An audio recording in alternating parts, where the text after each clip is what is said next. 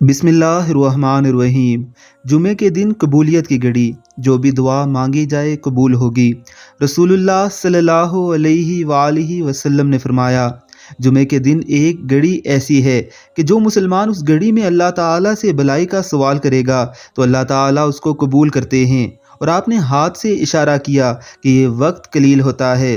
حضرت ابو موسیٰ اشعری رضی اللہ تعالیٰ عنہ سے روایت ہے کہ حضور اکرم صلی اللہ علیہ وآلہ وسلم نے فرمایا، جمعے کی قبولیت کی گھڑی امام کے منبر پر بیٹھنے سے لے کر نماز تک ہوتی ہے۔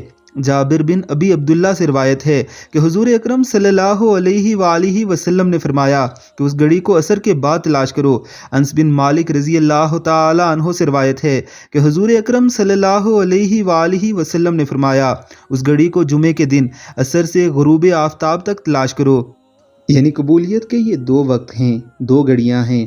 یعنی جب امام خطبے کے لیے منبر پر بیٹھتا ہے اس وقت سے لے کر نماز کے وقت تک، اور عصر سے مغرب کے وقت تک۔ اللہ رب العزت کی ذات ہمیں ان کی رحمتوں اور برکتوں کو سمیٹنے کی توفیق عطا فرمائے، آمین اللہم آمین۔